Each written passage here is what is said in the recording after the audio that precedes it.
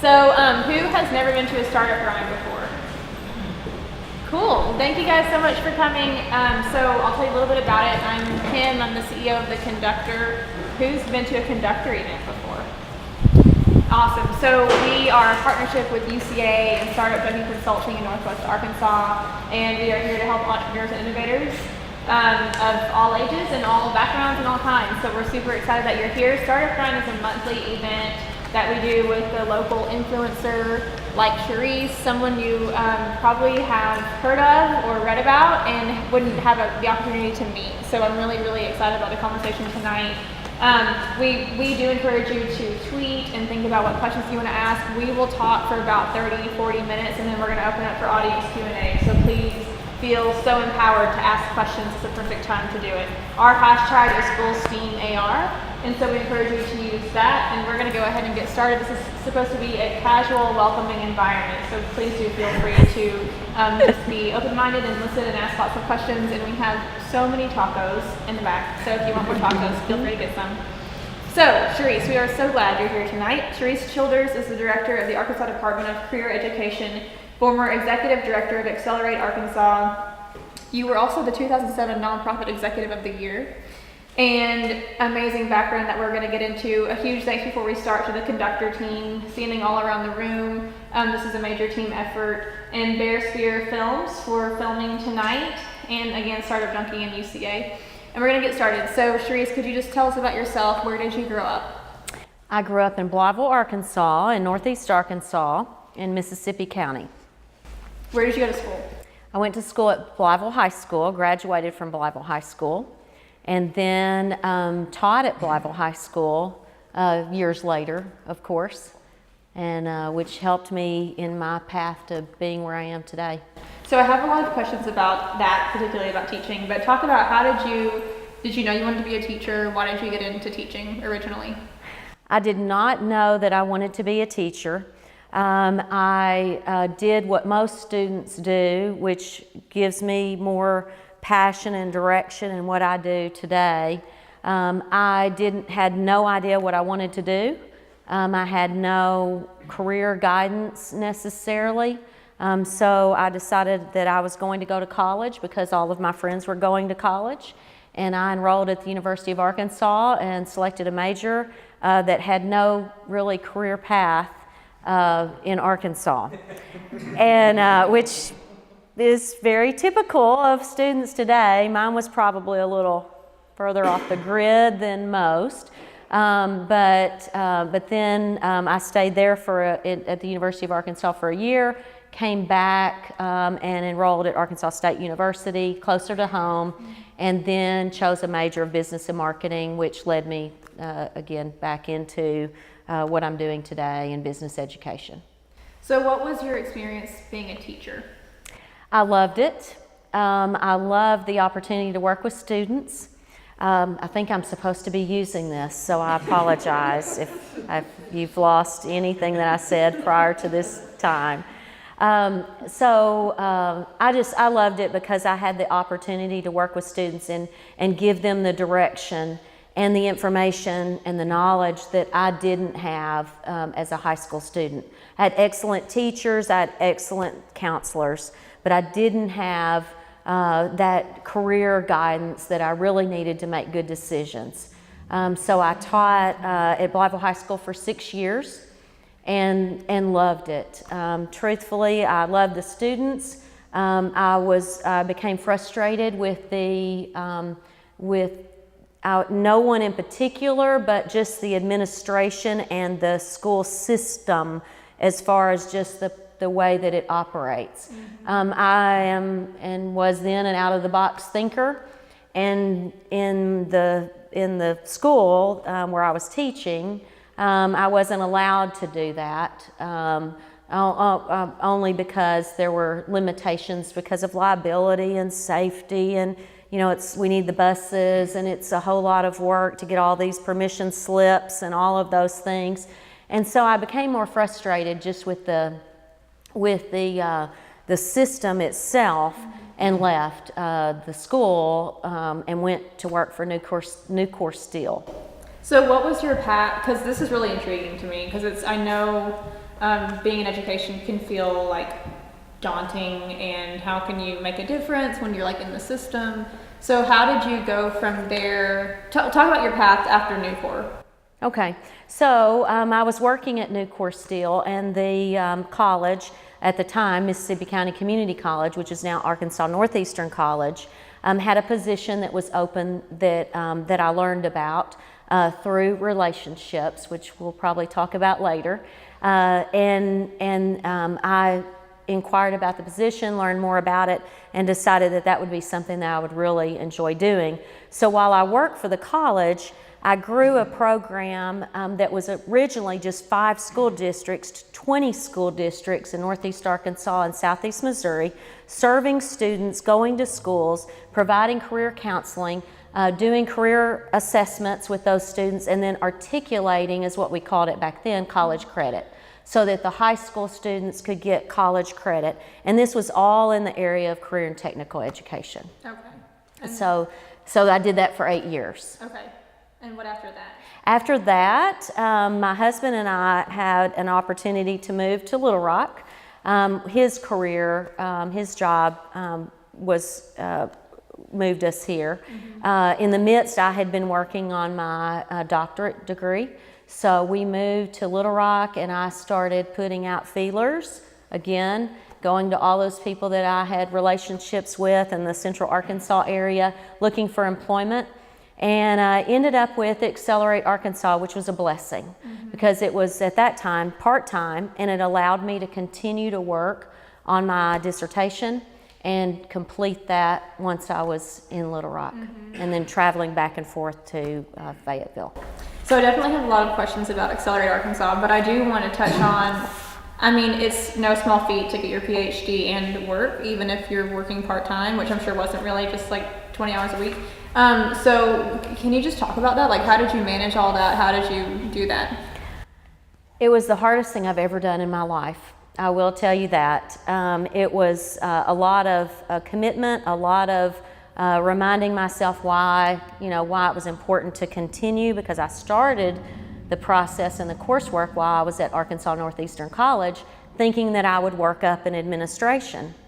And then life happens. But I wanted to continue and complete. I did not want to be ABD, which is, the majority of those who pursue their doctorate are all but dissertation.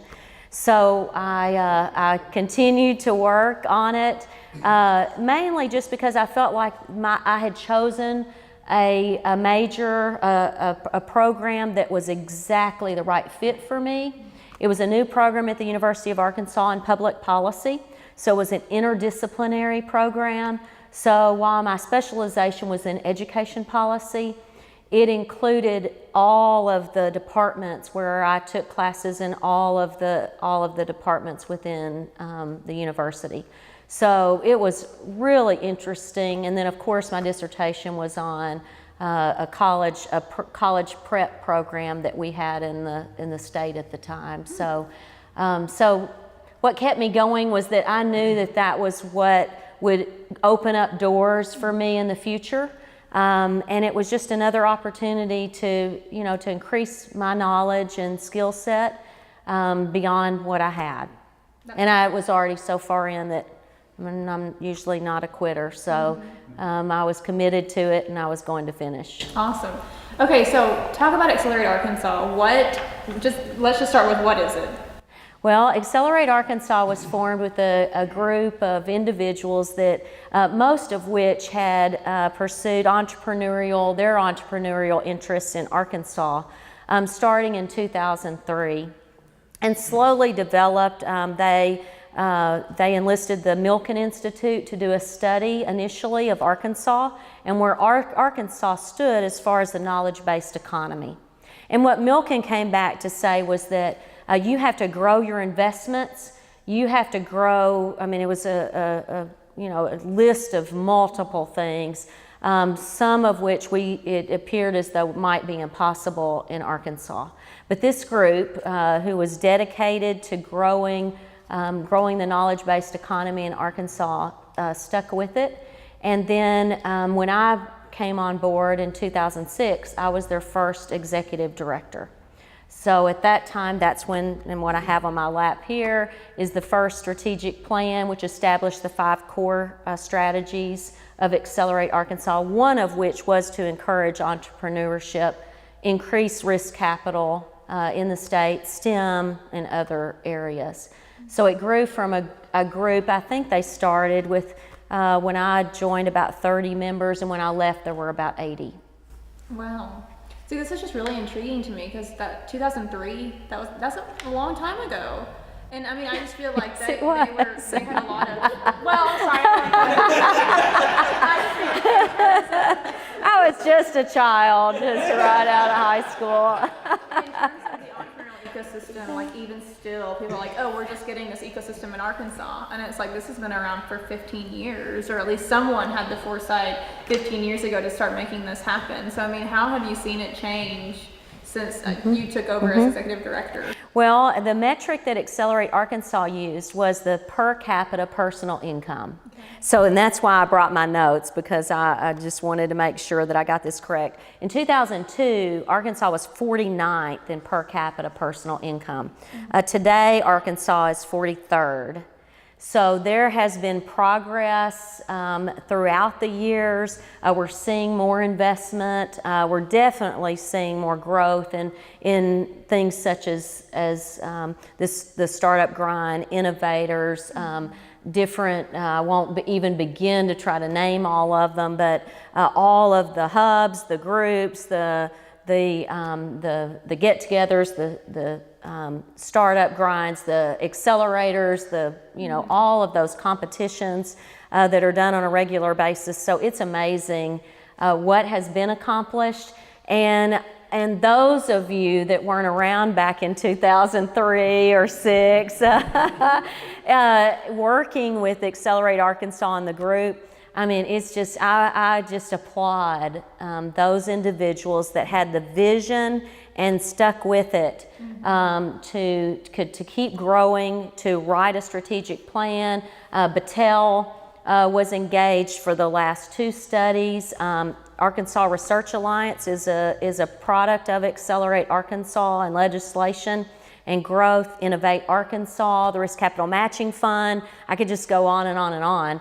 Because what I said earlier was this group it was a think tank, and they were leaders in the state that could really make a difference and could invest their time and their money into the things that they saw were important to make Arkansas grow in the knowledge-based economy. Mm-hmm. So what I'm really intrigued about that you did in that position was the entrepreneurial policy work, which I'm just really interested in general.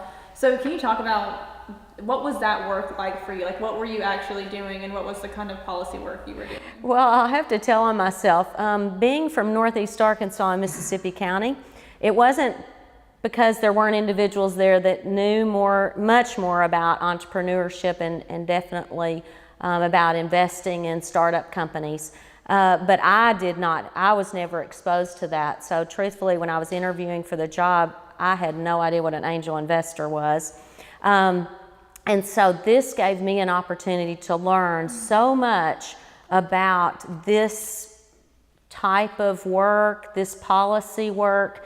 And fortunately, I had some experience working, understanding the legislative process, working with legislators, but just as an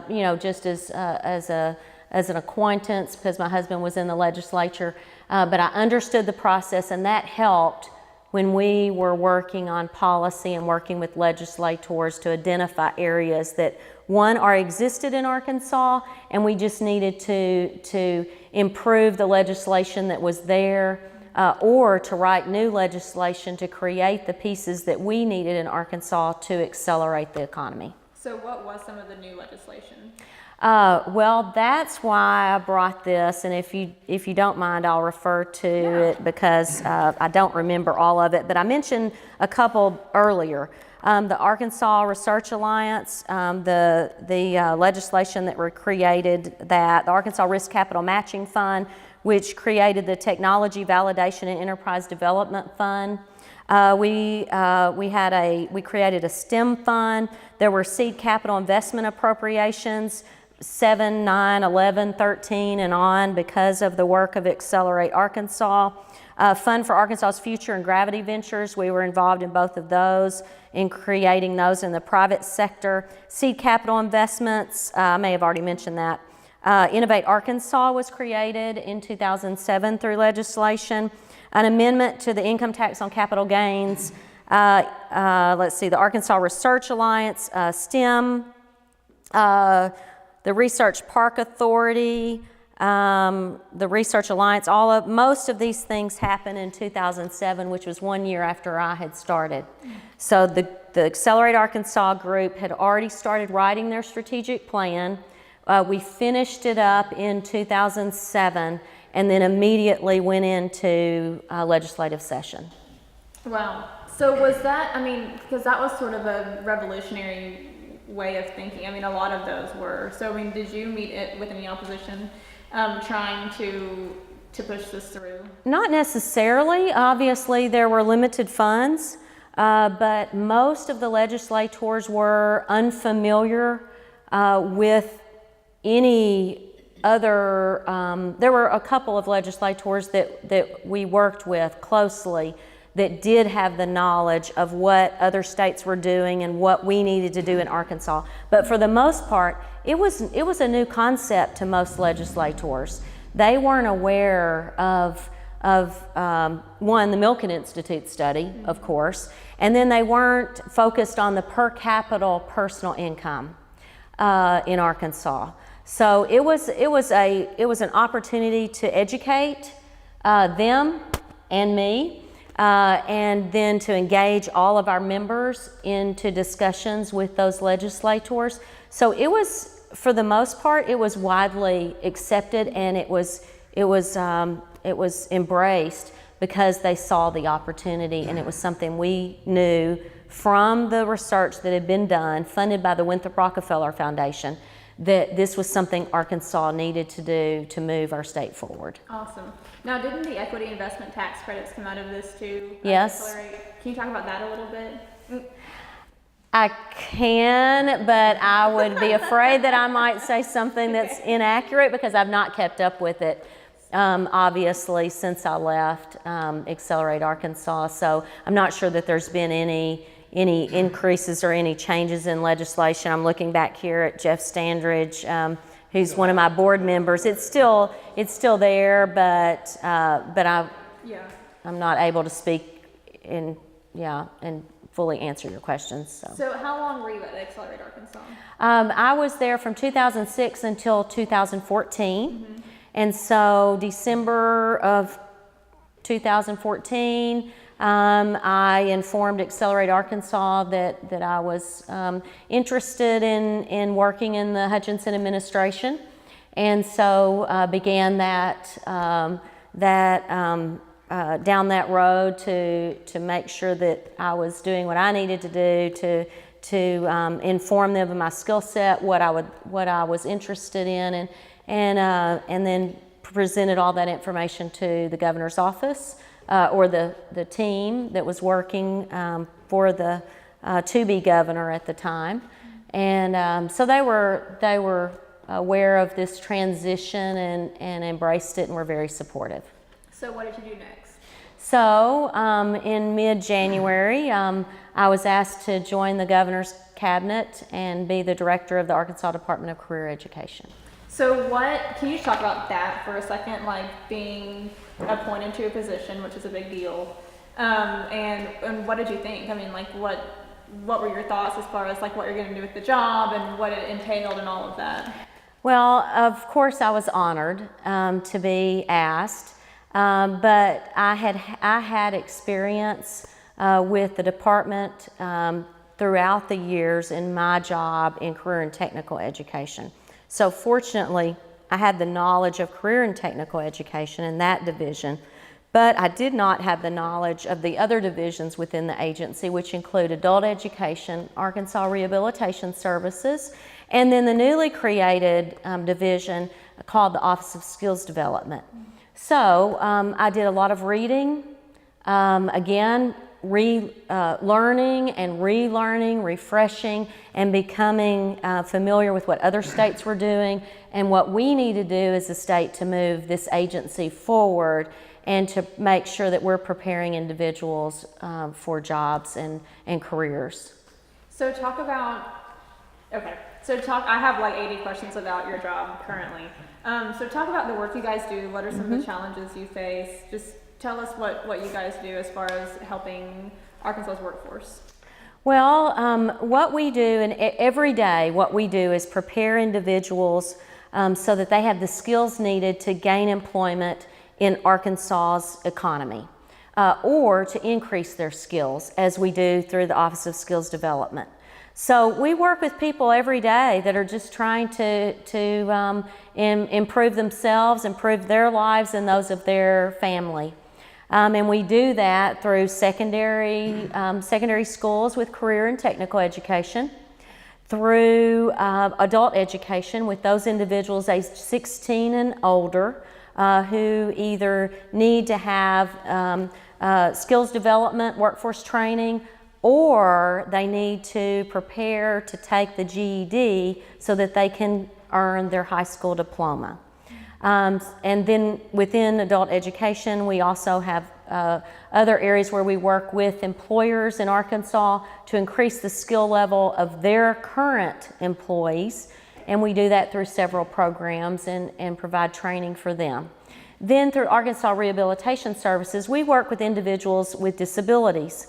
So our goal there is the same as it is with career and technical education and adult education, preparing individuals with the skills that they need so that they can gain employment or so that they can retain their current employment because of possibly a disability.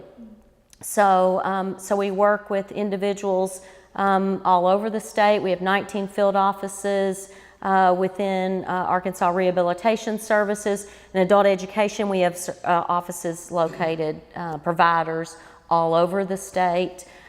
We serve individuals in central Arkansas, but again across the state through all of our offices. Then the Office of Skills Development, we provide workforce training grants. And we have really focused on those companies that are Arkansas-based that need assistance to provide the training to their employees so that they can either move to a different type of equipment or increase the skill level of their current employees so that those employees have an opportunity to move up within the company, which opens jobs up in the lower positions. But then we're constantly, seeing that move within the company that gives employers the employees that they need, the skill sets they need, and it gives our citizens of Arkansas an opportunity to gain greater skills and gain greater wages. So those are the main 4 divisions. As I was telling you earlier, if you name it, we probably do it. So within the Department of Career Education, we have a lot of different areas or departments that I've not mentioned, but those are the 4 main departments. Awesome. Aaron, including driver's ed. So, okay, so we've been hearing a lot. I just finished Leadership Arkansas, and I think every single session we talked about the unfilled, skilled labor positions in Arkansas. So like 60,000 or something unfilled jobs. So recently, Randy Zook said 30,000, but 60, there are a lot of unfilled positions. So can we talk about that? Like, yes. Yeah. Okay. Yes. Well, as you all probably know, there are multiple job postings, but because of our low unemployment rate, which is a record low for Arkansas, we don't have that many people seeking employment. So those that are seeking employment have greater opportunities because of all the jobs that are open in Arkansas. But what we see on a regular basis, especially through adult education, is that a lot of individuals do not have the skill sets that they need to obtain that employment.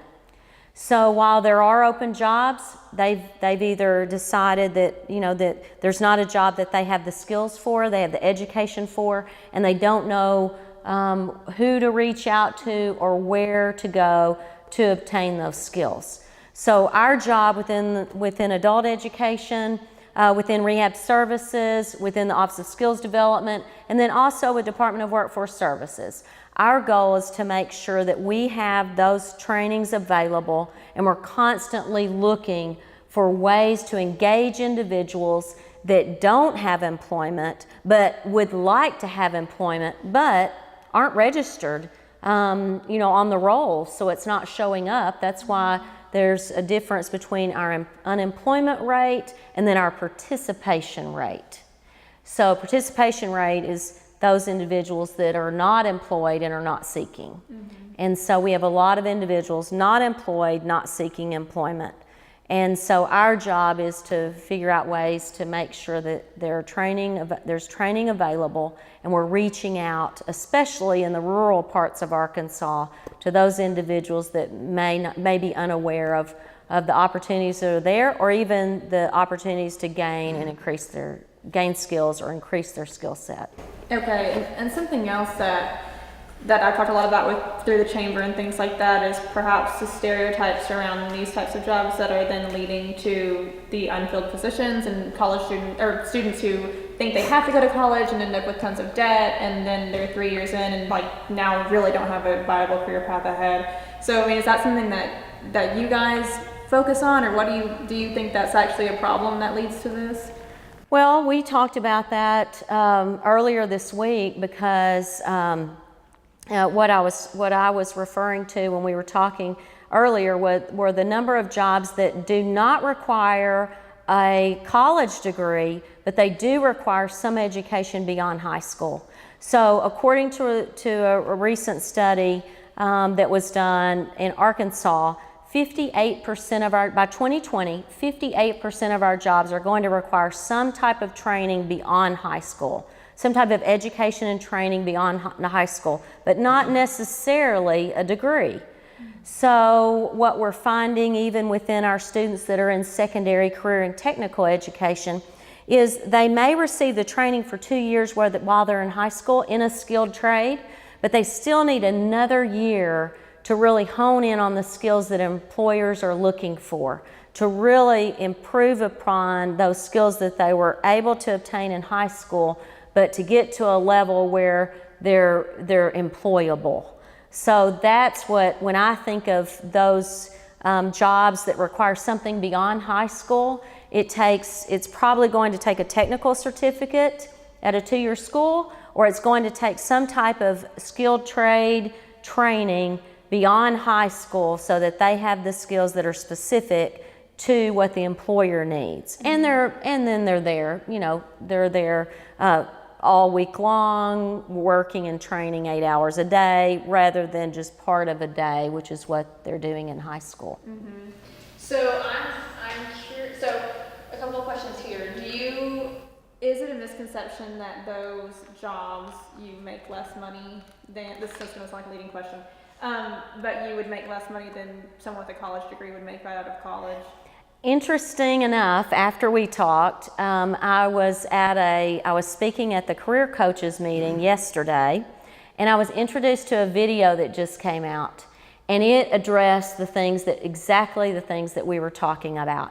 Is the scale that you've seen, we've all seen years and years and years, back to 2003 probably, that shows the wages without a high school diploma, with a high school diploma, with a technical certificate, and then as it increases, what this research shows, or the data that's in this YouTube video, which I will share with you after our talk this evening, is it shows that those numbers it debunks that. Mm-hmm. It shows that those numbers, now if you take into account what an individual makes after high school and with possibly a year of training beyond high school, it shows the difference in their wages, and how at the front end of that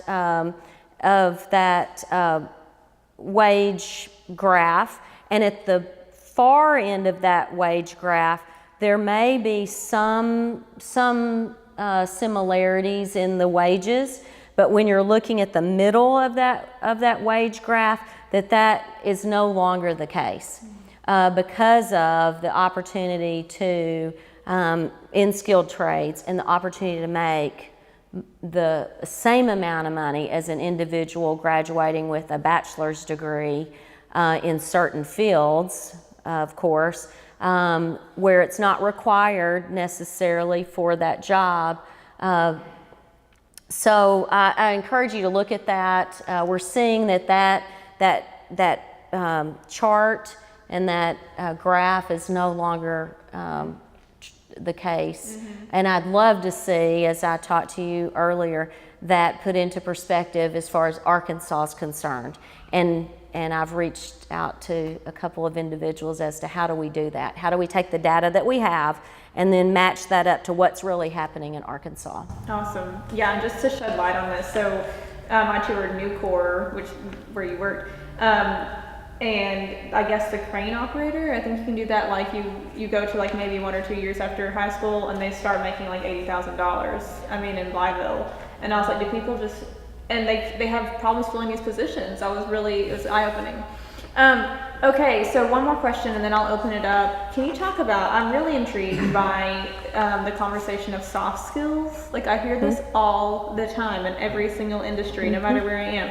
And I was reading an interview with you in Talk Business, and you were talking about soft skills. So talk about that in relation to the work you're doing now.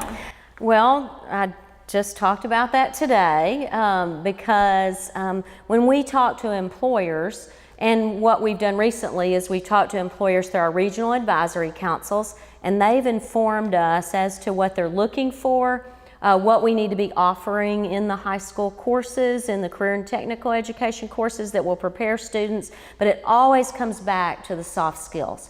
I want an employee that shows up for work, shows up on time would be nice, can pass a drug test, and then can read a ruler. That's a pretty common response from employers.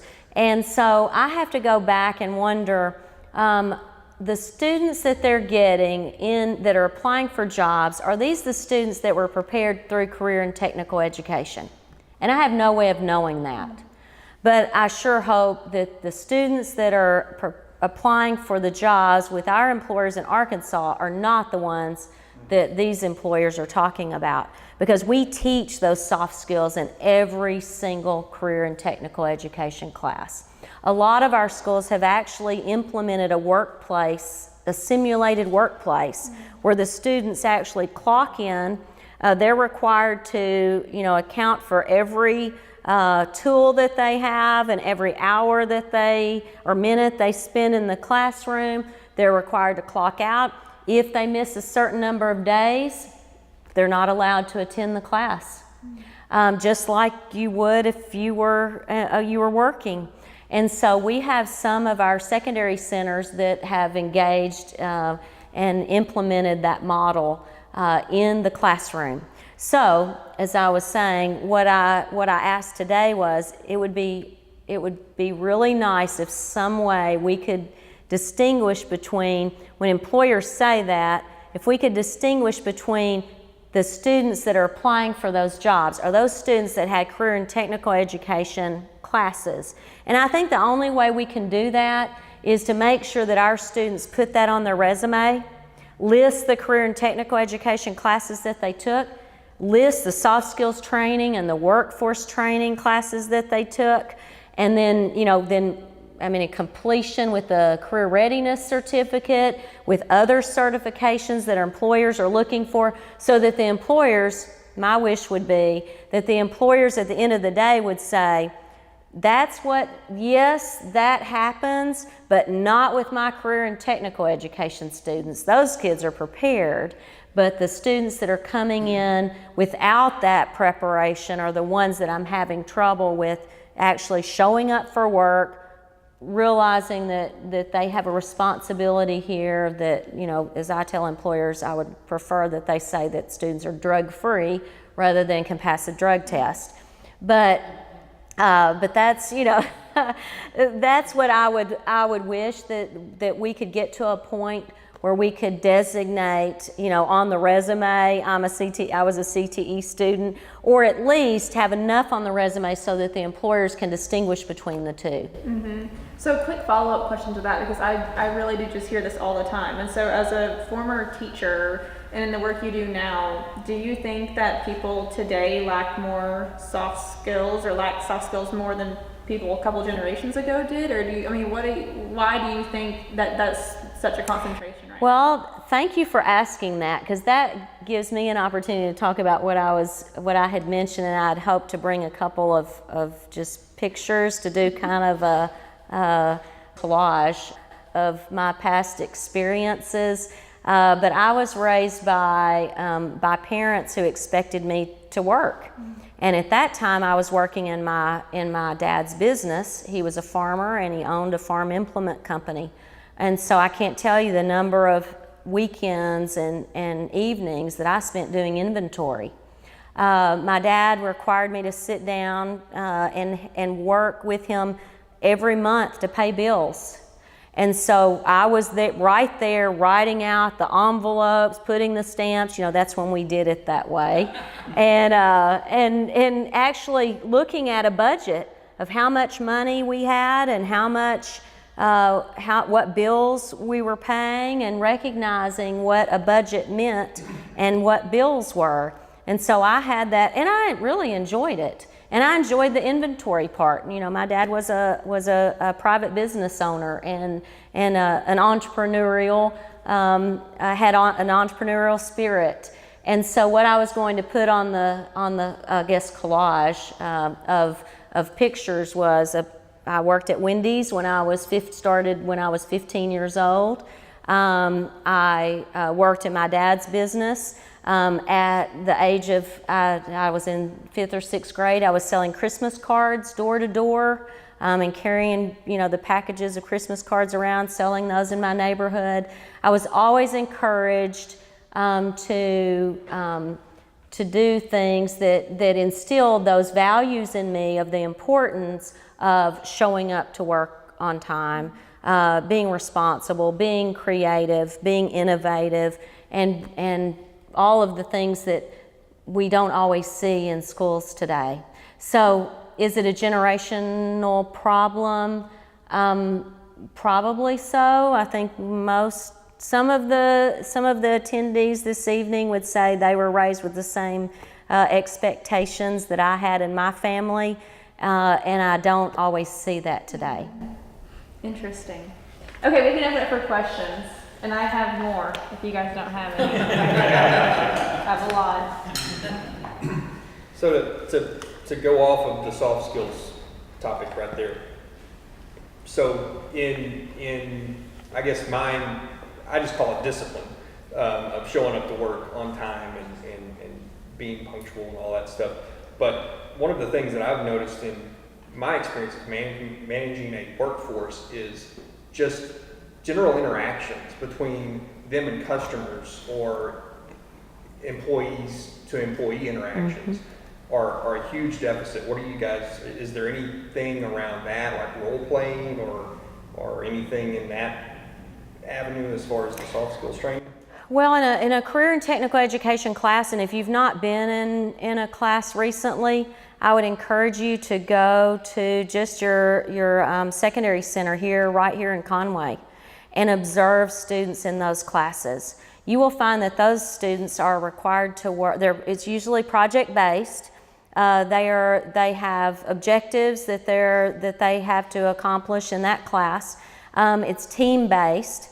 They have responsibilities within that class and within that, throughout the year that their instructor is requiring them to accomplish. So, I would say within the career and technical education field, you're going to see those soft skills for most of the students. Obviously, we can't just program them when they walk in the door, but we're constantly working on how we can better prepare them so that they're better employees, they're better students, and they're more successful, and they see that there's opportunity for those that work hard, they're persistent and show up for work and have the ability to work with others and work as a team. So I see that often when I walk into classrooms, but I'm walking into classrooms that are career and technical education classrooms, 99.9% of the time. So I do know that in our academic fields, you will see more of that as we're implementing a new plan for education, K through 12, and you'll see more engagement in project-based learning.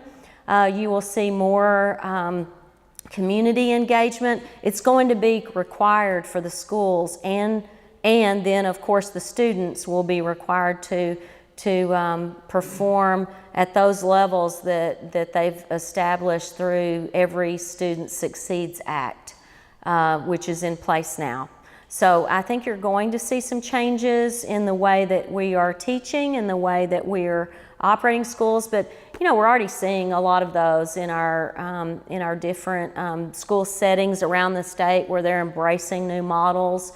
I think it's professional learning communities, in our career academies, wall-to-wall academies, and the different innovative ways that schools are looking at how to change the environment to meet the needs of today's students, but to also prepare them so that they can learn those skills that they need to have to work in a workplace and be successful.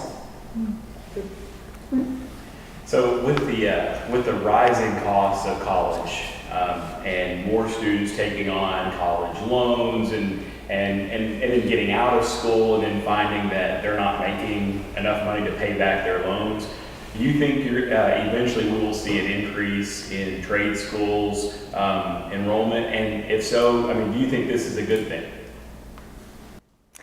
Well, we have one technical institute in the state now, Northwest Technical Institute in Springdale, Arkansas. But our two-year colleges are recognizing the importance of the academic, but also the technical side. Some of our two-year colleges are doing that more so than others. So I think that you're going to see, especially with the higher ed productivity model, you're going to see more and more two-year schools emphasize their technical programs and ramp those up because it's going to increase their productivity when it comes to individuals that graduate and gain employment.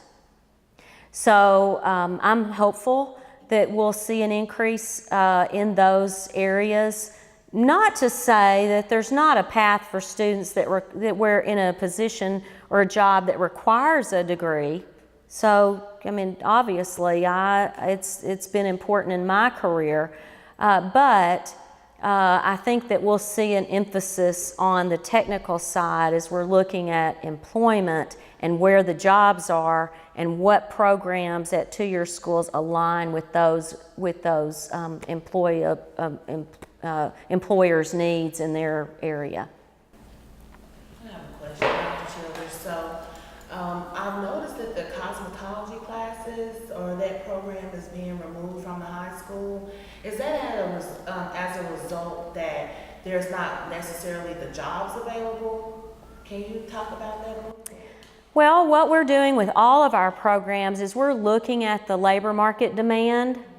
And what we found in cosmetology, but not necessarily just cosmetology, that we have not changed the programs to meet the needs of employers in those areas. So as we started looking at the labor market demand, we were educating and spending $2 million on cosmetology in Arkansas just in our secondary schools when we had 30,000, 60,000 skilled trade jobs out there where we were not spending money as much money in those areas. So we told the schools it's not that they can't offer it. we're just not going to fund it because it's not a high demand area. So the schools can continue to offer cosmetology at the secondary level and the post-secondary level. We're just not providing state dollars, which are very limited for those programs where there's not a high demand in the labor market. And so, you know, we talked to the cosmetology schools in particular about, you know, their jobs, their job postings, their average wage, the cost of gaining that license even after high school is significant, and most students don't have those dollars to pay for that, or they're again having to take out loans to pay for a job that maybe most likely is minimum wage. So we looked at all of those factors. We've been talking to our schools for a couple of years, and it just became that was one of the programs that we've not funded in our secondary centers. We gave them the option to continue in year 2, which most of them said that we're not going to, but they can still offer it. And they should do that if there's a demand and there's a need in their area, but not to say those students can't go, you know, on to the school after high school graduation if that's really their passion. Could you also talk, Charisse, a little bit about the CTE programs and how they're now probably spending more time than in the past going out and talking to their employers to see what's needed in their local communities and how that plays into the overall process as well? Yes, absolutely.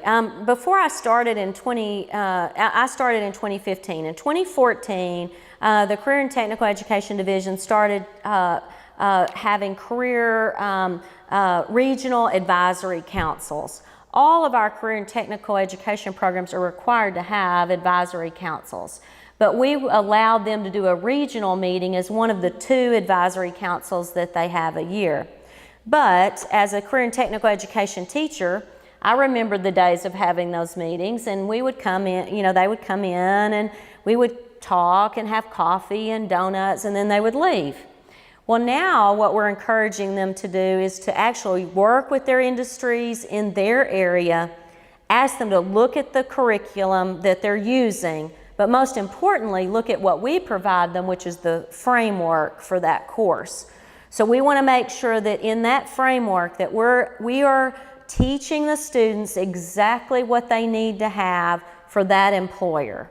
So we ask them to do more than just come in and have coffee and donuts. We want them to actually look at what we're teaching. How can we teach it better? What are we missing? What are the certifications that these students need, and what do we need to be teaching to make sure they can take that test and then pass it? What can we do so that we're opening up opportunities for more students to do real work-based learning? Meaning in a career, in a place of employment that's aligned with their career path, so that they are getting the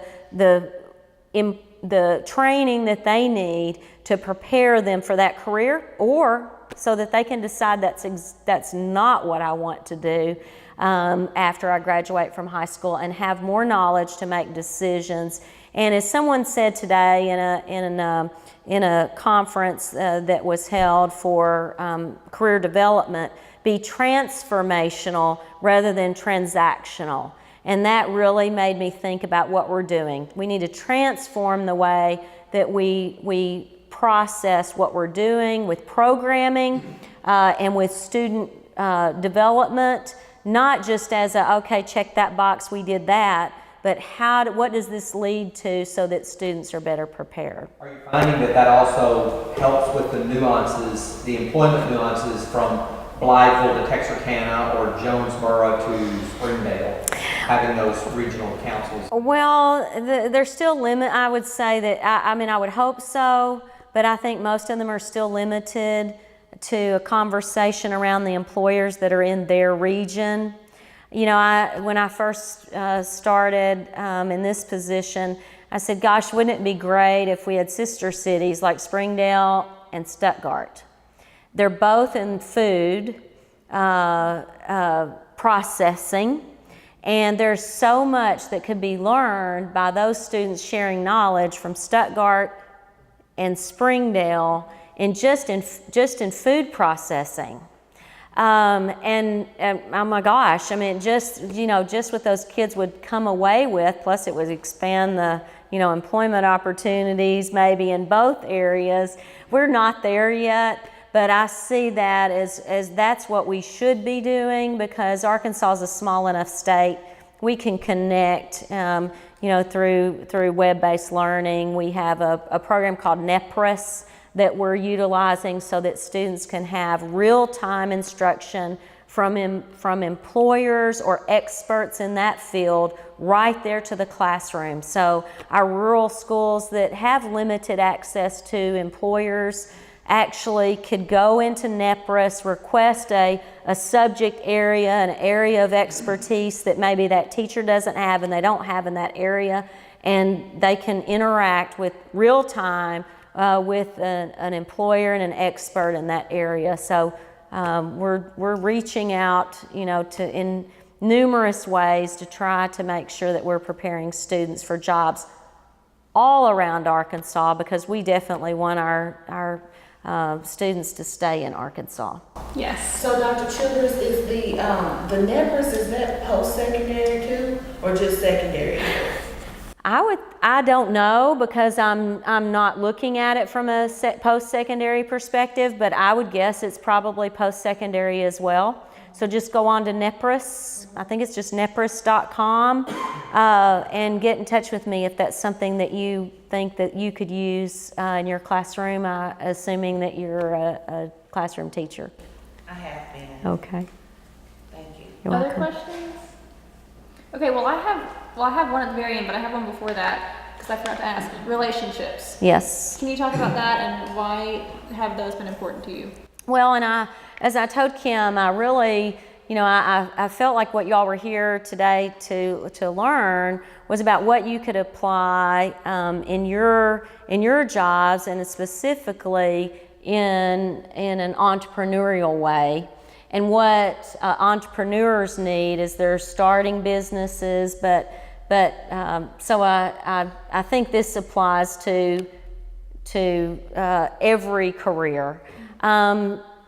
The opportunity to learn and to meet people and to learn from their knowledge, gain their knowledge so you can apply it in whatever job that you have, I think is critical. Persistence, perseverance, and then being willing to ask questions and listen. And I will tell you that as I mentioned earlier, I've had some of the best mentors in my career that taught me about being in a position of leadership, but giving the people that you work with an opportunity to engage their skills and engage other people, and to move further down the road so that they can become leaders themselves, and to give them enough room to do that. And fortunately, I was able to do that in my job with the college, with Nucor, and especially with Accelerate Arkansas. So having all of that, having the opportunity to learn from people who were much, much smarter than me, and to listen and watch and engage them in what I'm doing, and to listen to their advice and their opinions about things has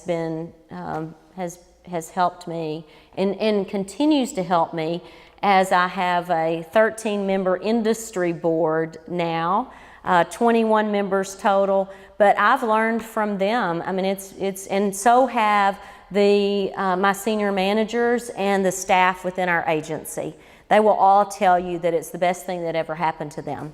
It's career development in its best form, because they learn it, they hear it from experts in the field, and they hear it from business people that have been successful and know what it takes to be a better leader, and to be a better manager, and to be responsive to the needs of our citizens in Arkansas, but down the road to their employer, whoever that may be. And that's awesome. And a lot of people say relationships and like mentors. So do you have any advice for how to find a mentor or like get advice from people who you think are really wise and influential?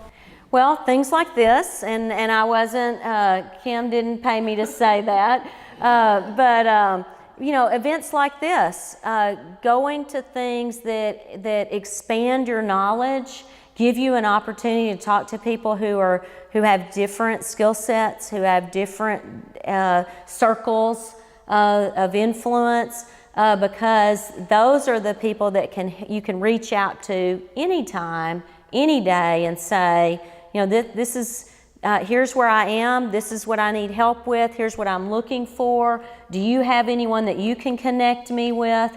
And I will have to say that every opportunity that I have had the door has been opened by someone that I knew, that knew my background, that knew my work ethic, that knew my skill set, and even if I didn't have the skill set that they needed, knew that I would learn from them and from others to make sure that I was prepared. And I think that's, you know, being willing to embrace change and to learn from others. And then always to say, you know, I don't know, but I want to learn that, and I'm going to reach out to people who can help me. Just right after this, I'm going to learn more about the wasn't risk capital matching fund, but the equity investment tax credit, and where we are with the equity investment tax credit. Awesome. $6.5 million a year at 33%. Thank you. And on that note, everything comes full circle because I know I said this earlier, but Jeff Standards is on, Chief Palace of the Conductor is on your board, and that's how you're here, because he was like, you should ask Charisse, so perfect. So, okay, we always end with the same question. What's one piece of business advice you would leave us with today? Never give up. I knew that you were going to ask me that question just because I've watched some of the other videos, which scared me to death. But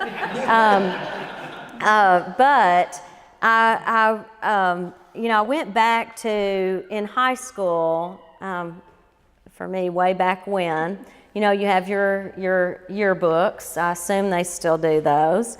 And we had our senior picture, and then you were asked to give a quote or some words of wisdom. And of course, some of my classmates, I was senior class president, so there was probably a lot expected, and I don't know what I was thinking at the time, but I did not quote, several quotes that I refer to today and that I think are important as I'm working through my career and life. Instead, I went back to my yearbook because this haunted me after I put it in there, because I thought, this is so small, and this isn't anyone's quote but my own, but it is something that I continue to do today.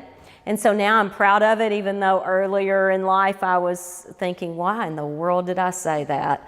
But what I said was, and it wasn't necessarily in quotes because it was just something that I made up at the time, no matter what I do the best job I possibly can. And I still live by that today. It doesn't matter what I'm doing, if it's, yard work, or if it's leading an agency of over 500 employees and $170 million, and a 13-member industry board, and working with an incredible governor, and having this opportunity. Whatever I do, I want to do the best I possibly can do with what I have. And so I leave with, that do the best you can, and then always work to do better and do your best in whatever it is that you're doing. I love it. Thank you so much. Thank you.